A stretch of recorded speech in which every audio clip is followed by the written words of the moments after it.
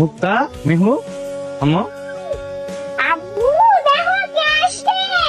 কিরে বাবা সোহেল, তুই হঠাৎ বাড়িতে? কি আইছে রে মুক্তা? তুমি কেমন আছো তুমি? তুমি কেমন আছো লতা? আমি তো ভালো আছি, তুমি কেমন আছো? হঠাৎ কোনো খবর না দিয়ে আসলে যে? মোর্শেদের লগে নাকি তোর অনেকদিন ধরে যোগাযোগ নাই। আব্বা, আমি ভাইজানের লগে যোগাযোগ করার চেষ্টা করছিলাম কিন্তু কোনোভাবে পারিনি। আচমকা আর কি চলে আসছি দেশে। সোহেল, তুই বলা নাই কোয়া নাই হুট করে দেশে চলে এলো যে? ভাবি, আমি একটু অসুস্থ। কি হয়েছে তোমার? আমি ভাবছিলাম কাউরে কমো না, আমি আসলে অনেক অসুস্থ। গত 2 মাস ধরে কোমরের ব্যথায় খুব ভুগতেছি। ভাবছিলাম যে কিছু হয়নি, এমআরআই করে দেখলাম যে খুব গুরুতর অবস্থা। আমি ভারী কোনো কাজ করতে পারবো না। এইসব তুই কি করতেছস বাবা? এত কিছু কেমনে হইলো? আমি ভাইজানকে বলছিলাম আমি অসুস্থ। ভাইজান আমার লগে দেখা করতে আসেন। দেখা করতে চাও, কই লিখে দেখা করা যায়? তুমি মনে হয় জানো না তোমার বড় ভাই কি পরিমাণ ব্যস্ত তার কাজ বাজ নিয়া, আর তোমরা দুজন থাকো দুই শহরে। ফট করে তো একদম দিলা বড় ভাইয়ের দোষ দিয়া। ভাবি এগুলো কি কইতাছেন আপনি? ওকে কার দোষ দিতেছে? আমার মেয়ে মামুনি কই? ছোট ভাইজান তুমি তুমি বিদেশ থেকে চলে আসছো, এটা মেঘনা চাঁদের বৃষ্টি। তোরা ভালো আছোস? আমরা ভালোই আছি। মুক্তা মামুনি, তোমার লিখা চকলেট আনছি। আপনাকে এরকম লাগতেছে কেন? না আসলে বিদেশ থেকে খালি হাতে এসেছি তো, এই কারণে আর কি এরকম লাগতেছে। তার মানে তুমি খালি হাতে আইছো? বিদেশ থেকে কোনো টাকা পয়সা আনা নাই? মেহো এলো, এই চকলেটগুলো সব তুমি লয়ে এলো। তুমি আমার চকলেট দিবা না? আম্মু, তোমাকে তোমার আব্বু চকলেট কিনে দিব। হ্যাঁ হ্যাঁ ভাবি, তুমি ঠিকই কইছো, ভাইজান ওরা চকলেট কিনে দিব। এখানে দাঁড়ায় দাঁড়ায় ফালতু কথা না বলে তুমি আমার সাথে ঘরে চলো। তোমার সাইড পাখা আলা ফ্যানের বাতাস খামো, আসো। অবাক হওয়ার তো কিছু নাই, তুমি তো করে টাকা পয়সা দেও নাই, তোর লেগে তোমার মায়ের ওরা ভালো কিছু দেয় না। মিহুর বাপের অনেক টাকা, তাই মিহুর লেগে অনেক ভালোবাসা, অনেক আদর। ও গেছে টাকাই সবকিছু হয়ে গেল। আমি বলে টাকা দিই না দেখে ওরা ওরা আমার মায়ের আদর করে না। আমি টাকা দিলে তাহলে ঠিকই করতো, তাই না? তাহলে কি রক্তের কোনো দাম নাই? টাকাই আপন, টাকাই তো। মা, তুমি কান্না করো না। মা, আমি তোমার লেগে বাজার থেকে চকলেট দিয়ে আসবো। হ্যাঁ লতা, জানো আমি অসুস্থ হওয়ার পরে ভাইয়ের লোকে যোগাযোগ করার অনেক চেষ্টা করছি, খালি বিজি দেখে ভাইয়ের লোকে যোগাযোগ করতে পারিনি। ভাবির কাছে যদি আমার চিকিৎসা লেগে টাকা চাই দিব না। কি কো তুমি? ভাবি দিব তোমার টাকা? আমি তো চিকিৎসা লেগে চাইতে চাই, তাছাড়া তো আমরা তো এক সংসারে, তাই না? ভাবি তোমার জীবনেও টাকা দিব না, চিন্তা করো না, একটা ব্যবস্থা হইবই। ভাইজান, আপনি চিন্তা করেন না, আমি ব্যান হয়ে গেছি। কি হয়েছে রে? এই শোন, তোরা আসছিস, ভালো হয়েছে। তোকে ভাবির এখন হাসপাতালে নিয়ে যান। আচ্ছা ভাইজান, সেটা নিয়ে যাবো। আমার একটুখানি কাশি হয়েছে, এটার জন্য এত পাকড়ামি করা লাগে? কাশি রে, তুমি এত হেলা খেলা মনে করো না। আরে আমার তো টাকা আছে, আমার টাকা থাকতে আমার স্ত্রী অসুখ নিয়ে পড়ে থাকবে। ভাইজান, আপনি চিন্তা করেন না, আমি ব্যান হয়ে গেছি। এই জামাই, কি এত চিল্লাচিল্লি করতেছো কেন? ভাবির হালকা কাশি তো, এই বড় ভাইজান বিদেশ থেকে ফোন করতে বললো ভাবির হাসপাতালে নিয়ে যাবো। ভাইজান ফোন দিছে, যেমন আমি একটু কথা কই ভাইয়ের লাগে। এই সাদিয়া, আমি ফোন রাখলাম। শৈলের লগে আমার কথা কওয়ার টাইম নেই, এটা বিদেশের মাটি। তোমার ভাইজান ফোনটা কাইতে দিছে। ব্যস্ত মনে হয়, জানোই তো অনেক কাজ কাম করে। অসুবিধা লাগতেছে? তুই খামা খাইতে গেলি কেন?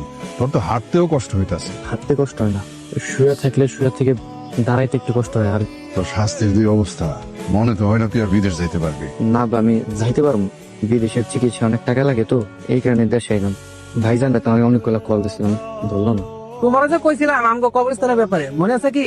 আসলে ভাই কেবল বিদেশ থেকে আসছে তো, আর তোমার কাছে টাকা চাইলো কে? টাকা তো সব মসজিদ দিয়ে দিছে। তোমার ভাইজান হলো আমাদের গ্রামের ভবিষ্যৎ চেয়ারম্যান, ওরে গ্রামের মানুষ অনেক সম্মান করে। শুনো, মোর্শেদের হলো খোলা মন, আমরা যখন যা চাই সবকিছু দিয়ে দেয়। তোমার কাছে বলো তো সর্বোচ্চ আমরা 100 টাকা চাঁদা চাইতে পারি। দেখলি রে বাজার, তোর ভাই মুর্শেদ অশিক্ষিত, কিন্তু করে টাকা আছে দেখা এরকম মানুষের কাছে সে সম্মানিত। আর তুই শিক্ষিত হইয়াও টাকা নাই বলে সম্মান পাস না। এটাই হয়েছে দুনিয়া রে বাপ, এনে সব টাকার খেলা। ভাবি, ফ্রিজে তো ছোট মাছ আছে, তাই নিয়ে আসি। আর মুক্তার বাবা আবার মাছের তরকারি খুব পছন্দ করে। কি কইলা তুমি? ফ্রিজের ছোট মাছ কি আমি তোমার জামাই লেগে আনছি?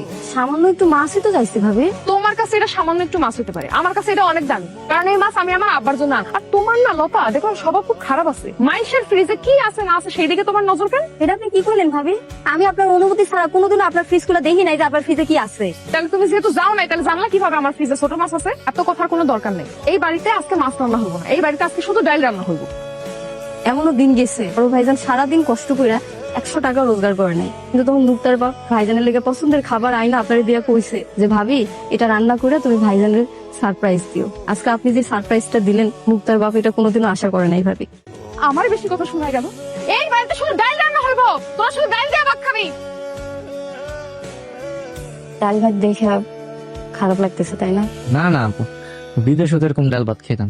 আমি ভাবছিলাম যে আমি এসে দেখে হয়তো বা তুমি একটু ছোট মাছ টাছ রান্না টান্না করবা। আমিও তো চাইছিলাম যে তোমার একটু ছোট মাছের চচ্চড়ি করে দেবো, কিন্তু এক টুকরো মাছের লেগে ভাবি যা ব্যবহারটা করলো আমার সাথে, এরা আসলে বুঝতে পারছে যে আমার দেওয়ার হইব না, আমার দিন শেষ।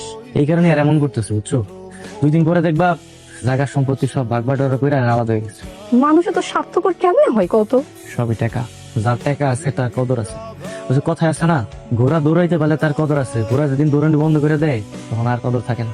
তুমি আর কষ্ট করো না। আমার জ্বালার আর কোনো শেষ আছে ক? তোমার ভাই দেশে আসার পর থেকে হাত পাও গুটে বসে গেছে, ওর 3 বেলা খাওয়াও পড়াও, মানে যত জ্বালা সব আমার মাথায়। কেন কয়টা দিন অপেক্ষা করো, আমি সামনের মাসেই আসতেছি দেশে। এত এত কাজ করো, এত টাকাগুলো দিয়ে কি করো তুমি? আরে ব্যবসায় ডালছি গো, ব্যবসায়। দেখো আবার লস টস খায়ও না। ভাবি, ভাইলা কথা কইতেছেন, আমাদের একটু কথা কই দেন না।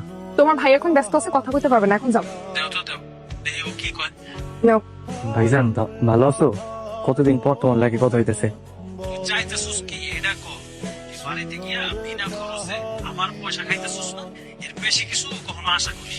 তুমি তো জানো আমি অসুস্থ, আমার লাগে কটা টাকা পাঠাইবা? টাকা কি কাছে ধরে রে? হ্যাঁ, যে দাম দিলাম আমার টাকা দিয়ে দেবো, এই জন্য তোর লগে আমি কথা বলতে চাই না। এই ফোনটা তুমি হুদাই তোমার চেনটা বিক্রি করতে গেল। আচ্ছা, তুমি এগুলো কি করতেছো? তুমি যদি না থাকো তাহলে আমি আমার এই গলার চেন দিয়ে কি করবো? তুমি তোমার চেন বিক্রি করবা করো, কিন্তু আমার মায়ের চেন বিক্রি করা দরকার নেই। আমার কোনো চেনের দরকার নেই, শুধু তুমি হলে হবে। মা গো, আমি তোমার লাগে কিচ্ছু আনতে পারিনি মা। আব্বা, আমি কি মেহুন চকলেট চাই নাকি ভুল করছি, আমার মাফ করে দাও। দেখছো কথা দেখছো, আমার মায়ের আর ভুল বুঝতে পারছে। মা গো, তুমি তো শিশু, তোমার আসলে কোনো ভুল নাই। আমি আমার ভাইয়ের কাছে এত টাকা চেয়েছি, সেই ভাই টাকার কারণে আমার লাগে কথা বন্ধ করে দিয়েছে। এই পর্যন্ত আমাদের সামর্থ্য আছে, আমরা চেষ্টা করবো। তোমার আমরা হারাইতে দিব না, যত যাই কিছু হোক আমি লাস্ট অব্দি চেষ্টা করবো। এই টাকার কারণে আজকে আমার মায়ের পেটের ভাই আমার থেকে আলাদা হয়ে গেছে। এই টাকা যদি একবার আমার হাতে আসে না, এই পর কখন আর আপন হবে না। কিরে সোহেল, শুনলাম বিদেশ থেকে নাকি নিশ্চয় দেশে ফিরছিস। এই কোমর একটু সমস্যা ছিল তো, এই কারণে। মোর্শেদ তো মনে হয় তোর কোনো সাহায্য সহযোগিতা করে না। আমার মানবে কিছু টাকা আছে, দিয়ে তোর 100 টাকা দিল। তুই কিছু মনে করিস না। ভিক্ষা দিলি তুই না, সমস্যা নেই। তাই চলো তো। রত্না, রত্না, কি ব্যাপার? এই মেহু, দেখ কি আইছে তোর আব্বা। বাবা, তুইও চইলাইছস? তুই হুট করে চইলাইলি। তোমার বড় পোলা কামিলদার মানুষ, সব সময় ভালো থাকি। তোমার ছোট পোলার খবর কি? ওরে যে দেখতেছি না। বাড়িতে আসার পর থেকে পায়ের উপর পা তুলে খাইতেছে। বৌমা, এইসব তুমি কি কইতাছ? সোহেল অসুস্থ। রত্না বলতেছে ঢং করতেছে, তার মানে ঢং করতেছে। তুমি রত্নার উপরে একটা কথাও বলবা না। আমার লাগেজটা আমার ঘরে দিয়ে আসো। কি ব্যাপার আব্বা, দাঁড়ায় রয়েছেন কেন? লোক, আমি লাগিস টাকা খেয়েছি। আরে সোহেল, আচ্ছা আব্বা কইলো তুই বললো অসুস্থ, ওই তোরে দেখে তো অসুস্থ মনে হইতেছে না, তুই তো সুন্দর দাঁড়ায় আছো। তো তোরা কই যেতেছিস? বেড়াইতে যেতেছিস নাকি? আমার বাপের বাড়ি যাইতেছি। আরে বাপ রে বাপ, ছোট বউয়ের কথা শুনছো নাকি? হ্যাঁ, কথার কি দেমাগ। এখান থেকে চল, এখান থেকে এখন যদি না যাও তাইলে আবার এখানে দাঁড়ায় থাকার জরিমানা দেওয়ান লাগবে। আব্বা, নিজের খেয়াল রেখো, আমরা তাড়াতাড়ি চলে আসবো। দোয়া করি সব সময়। আমার কিন্তু এবার 5 ভরি দিয়ে এখন বড় গলার হার বানাই দিতে হবে। অসুবিধা নাই, আমি যখন আইলাম মুক্তার গায়ে দেখলাম যে একটা পুরান জামা, তুমি একটা নতুন জামা তো দিতে পারতা। শখ কত, আজকে জামা দিবা, কালকে জুতা দিবা, পরশু ব্যাগ দিবা, ওরা ভিক্ষা করে খায়, অগর কিছু দেওয়া যাবে না। আচ্ছা, ওরা যে কই জানি গেল, কই গেছে? নিশ্চয়ই চিকিৎসার টাকা ম্যানেজ করানোর লাগে কোথাও যা ভিক্ষা করতে বলছি। একদম ঠিক কথা কইছো, ভিক্ষা করাই উচিত হবে। আমি তোমার এতক্ষণ ধরে এইটাই বুঝাইছি। একটু চুপ করো, একটু জরুরি ফোন আসছে। হ্যালো, আসসালামু আলাইকুম ভাই।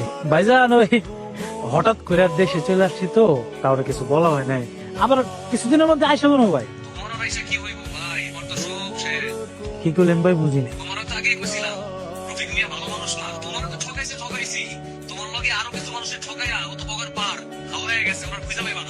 এটা আপনি কি শুনে নেন? কি হয়েছে? রত্না, আমি তো শেষ, আমার সর্বনাশ হয়ে গেছে, সব শেষ। তাহলে আমি আমার বন্ধু আলতাফ যে টাকা দিয়েছি ব্যবসার লেগে, ও তো এই টাকা পয়সা নিয়ে পালায় গেছে। আমার তো আর জীবনে বিদেশ যেতে পারবো না, আমি তো পথের ফকির হয়ে গেছি। তোমার টাকা পয়সা সব শেষ? শেষ। না না না, আমি তো তোমার মতো ফকির লোক সংসার করতে পারবো না। আমার মায়ের ভবিষ্যৎ, আমার ভবিষ্যৎ আমি এমনি জলে দিতে দেবো না। আমি কালকে সকালে আমার মায়ের নিয়ে বাপের বাড়ি চলে যাবো। আমি ব্যবসার লেগে টাকা দিচ্ছি, আমি কি বুঝতে পারছি এই ফকিরের বাচ্চা এইভাবে টাকা লয়ে ভাইগা যাবো? লস খাইছো তুমি, এটা তোমার সমস্যা, আমার সমস্যা না। তাই তোমার ভুলের মাসুল তো আমি আর আমার মায়ের দিব না। এতগুলো টাকা আমি দিচ্ছি ওরে। এই খবর শোনার পর আমার বউ আমার সাইডে চলে গেছে। হ্যালো ভাইজান, হ্যালো। আর কোন এখন আর কেউ ধরবো না রে রাজা। বেশি লোভ করতে গিয়া এইভাবে পথের ফকির হয়ে গেলি। আমার লোকে করছে আব্বা। ব্যবসার কথা কয়ে আমার কাছ থেকে 1 কোটি টাকা দিচ্ছে। দুবাই থেকে লিবিয়া, লিবিয়া থেকে ইতালি হয়ে ওরা বাইকে গেছে আব্বা। হাই হাই ভাইজান, তুমি আমরা কাঁদছো কি লিগা? তুমি কি ভাবছো তুমি বাড়িতে এবার আর আমি যাবো না? আমরা দুজনে আপনার কাছে খুব আশা করি আসছিলাম। অত বিদেশে যাবো, তাই আমার 10 লাখ টাকা লাগতো। আমি জানি তোমার তো অনেক টাকা, দাও না আমার 10 লাখ টাকা দিয়ে দাও। আচ্ছা এই বাড়িটা ফাঁকা ফাঁকা লাগতেছে, সোহেল ফকিনি কই? সোহেল কই গেছে আমি জানি না, কিন্তু তোমার ভাবি আর আমার মেহু আমাদের সাইরা এই সংসার সাইরা চলে গেছে। কি কো ভাইজান, এটা কি সত্যি কথা? অসত্যি কথা। মোর্শেদ এখন পথের ফকির। দুবাইতে অনেক বন্ধু ওর অনেক টাকা পয়সা লিয়ে ভাইগা গেছে, কোন দেশে গেছে এখনো খোঁজ মিলতেছে না। মোর্শেদের কাছে টাকা পয়সা নাই দেখা ওর বউ আমার নাতিন লইয়া তার বাপের বাড়িতে চলে গেছে। তাহলে আর তোমার কাছে থেকে আমরা কি করবো? যে আশা ইসলাম হেরে তোমার পূর্ণ হইবই না, তোমার তো ফকির হয়ে গেছো। তাই চলো আমরা জায়গা। আসলে আপনি লোক ভালো না, ধুর মেজাজটাই খারাপ হয়ে যাচ্ছে। চলো, আর কোনোদিনও এই ফকিরিদের বাড়িতে আসবে না, চলো। এইগুলো যাচ্ছে সুখের কাজ, সুখে লগে লগে আছে, দুঃখে কারো পিছও না। যেমনি হোক আমি আমার ব্যবস্থার বাড়িতে ফিরে আনি। এই বসে রত্না, আমি কি ইচ্ছা করে ফকির উঠছি? আমি কি ইচ্ছা করে বিদেশ থেকে চলে আইছি? আমার মায়ের সারা থাকতে পারতেছি না, আমার মায়ের তুমি আমার কাছে আইতে দিতেছো না। আমার কি দোষ তুমি কও? তোমার দোষ আছে কি না আছে তা আমি জানি। তুমি টাকা মাই খেয়েছো কেন? আমার কিছু জানাইছিলা? কিছু বলছিলাম মানে নাকি আমি কিছু জানি? যার কাছে টাকা পয়সা নাই তার সব মায়া কান্না, এসব বুক ভরা ভালোবাসা, এগুলোর কোনো দাম নাই। যদি আমার সহ মায়ারে ফেরত পেতে চাও তাহলে 1 কোটি টাকা এনে আমার হাতে দাও, পারা? তার মানে এতদিন তুমি আমার ভালোবাসো না, তুমি শুধু টাকারে ভালোবাসছো। আমি টাকারই ভালোবাসি। আমার মাইয়ার আর আমার ভবিষ্যৎ যদি তোমার কাছে না থাকে তাহলে কেন আমি তোমার কাছে ফেরত যাবো? আমি বুঝে গেছি, আমার ছোট ভাই সোহেলের লোকে আমি যে খারাপ আচরণটা করছি সেই আচরণটা তুমি আমার ফেরত দিলা। টাকাই আপন, টাকাই পর। টাকাই সব। তোমার কাছে টাকা ছিল, তোমার কাছে সব ছিল, আমি ছিলাম, মাইয়া ছিল। না আমি আব্বার লগে যাব। এই ছাড়, ছাড় ওরে। ওর বাপের কাছে আর টাকা পয়সা নাই, তোর বাপ এখন ফকির। রত্না, আমার কথাটা শুনে রত্না, রত্না আমার মায়ের আমার কাছ থেকে দূরে সরাই দিও না। এইভাবে আর কত বইয়া থাকবি? তোরে কত কইরা কইলাম বিচার সালিশ বহা, বিচার সালিশ করে অন্তত আমার নাতির আমাকে বাড়িতে নিয়ে আয়। মেহুরা এনে কি করো? ও তোর মায়ের ছাড়া থাকতে পারবো না, তাছাড়া ও তো চায় যে বাপ মা দুইজনই আর লগে থাকুক, কিছু তো করার নাই। তাই বললো নিজের সন্তানকে দূরে রাখবি। যদি টাকা পয়সা থাকতো তাহলে সবারই নিয়ে একসাথে ভালো থাকতাম। আজকাল এই পরিস্থিতির জন্য একমাত্র তুই দায়। ওলা পাইনার বউরে টাকা পয়সা চিনাইছস, মায়া মমতা এগুলি কিছু চিনাস নাই। ঠিকই কইছ, আমার উপরে সোহেলের অভিশাপ লাগছে, এই জন্য আজকে এই অবস্থা। আচ্ছা আব্বা, তুমি কি সোহেলের কোনো খোঁজ খবর জানো? সোহেল কই আছে, কেমন আছে, আমার একটু কইতে পারবা? যারা আল্লাহর উপর ভরসা রাখে আর যাদের নীতি ঠিক থাকে তারা কোনোদিন খারাপ থাকে না। বড় ভাই, সোহেল, তোর এত পরিবর্তন কেমনে কি? সবই কপাল বড় ভাই। আসলে ভাগ্য মানুষটা কখন কোন দরজায় দাঁড় করা দেয়। দাদু ভাই তুমি আমার কাছে আসো। আব্বা, আপনার নাতনি ঢাকায় অনেক বড় স্কুলে এখন পড়ালেখা করে। মাশাআল্লাহ মাশাআল্লাহ, তুই না খুব খুশি হইলাম। তুই অনেক টাকা পয়সার মালিক হয়ে গেছিস, তাই না? হ্যাঁ হয়েছে। আমি যদি 1000 কোটি টাকার মালিকও হয়ে যাই, এটা জানার অধিকার প্রমাণ। আব্বা, তুমি ভাবতে পারো যে আমি আলাদিনের চেরাক পেয়ে গেছি। আসলে ব্যাপারটা এরকম, আমি তো 4 কোটি টাকা পেয়েছি, তাও এটা আবার লতার মায়ের হচ্ছে ওয়ারিশের সম্পত্তির টাকা। আমার মায়ের দেওয়া টাকা, কিন্তু সেই টাকা আমি আপনার পোলারে দিচ্ছি। এখন থেকে ওই টাকার মালিক ও। তুই না খুব খুশি হইলাম। এই টাকার লিগা তুই এত কষ্ট করছস, এই টাকা দেখ তোর হাতে এসেই ধরা দিছে। আব্বা, আমি চাইতেছি কি এই জায়গায় যে জমি আছে না সব কিনে নিতে, এই জায়গায় একটা খামার দিব। তাহলে তো খুব ভালো হয়। তুমি থাকবা এই খামারের ম্যানেজার আর আমি থাকবো তোমার কর্মচারী। একদিন এই গ্রামের মানুষ আমার ভিক্ষা দিতে চাইছে, আর আমি এখন আবার সবার কর্মসংস্থানের ব্যবস্থা করে দিব। আল্লাহর উপহার কত সুন্দর আব্বা, তাই না? ভাইজান, কি ভাবছো? আমরা কোনো খবর জানি না না? আমরা দুদিন আগেই তোমার সব খবর পাইছি। যে আপনি কোনো বড় লোক হয়েছে, তাই তোমরা চলে চলে এসেছি। এই যে মামুনি, এই সব চকলেট তোমার। এই কিসের চকলেট দে? আমার মাইয়া তোর দেওয়া চকলেট খাইব, তোর চকলেট তোর কাছে রাখ। ভাইজান, তুমি এগুলো কি বললা? কি আবার বললো? তোমার ভাই যা বলছিল তো বাংলায় বলছে। ভাইজান, তুই কথা ভুলে যাস না, আমি কিন্তু মুক্তার আপন ফুপু। তুই যে কেমন ফুপি সেটা আমার খুব ভালো করে জানাস। মানে টাকার পাল্লায় পইরা বাইস্তা বাইস্তা আদর করস না, তুই নিজের ফুপি দাবি করস। হ্যাঁ, কি তুই তো ফুপি না, তুই তো পাপি। দেখছ আব্বা, তোমার পোলা এগুলো আমার কি কইতাছে? সোহেল ঠিক কথাই কইছে, তোরাই তো স্বার্থপর। আমাদের ভুল হয়ে গেছে। আসলে আমার 10 লাখ টাকা খুব দরকার ভাইজান। আমি আপনার হাতে ধরে পায়ে ধরে, আপনি আমার টাকাটা দেন না। আমরা যা করছি আমরা মাফ করে দাও। তোর আমি 10 লাখ টাকা দিতে পারবো না, তবে তোর আমি 10,000 টাকা দিতে পারবো, কিন্তু এখন না। এই যে আমি এই জায়গায় খামার করবো, এই খামারের দারোয়ান রাখবো, তোর দারোয়ান হিসেবে তোর আমি 10,000 টাকা দিই। যা এখন যা।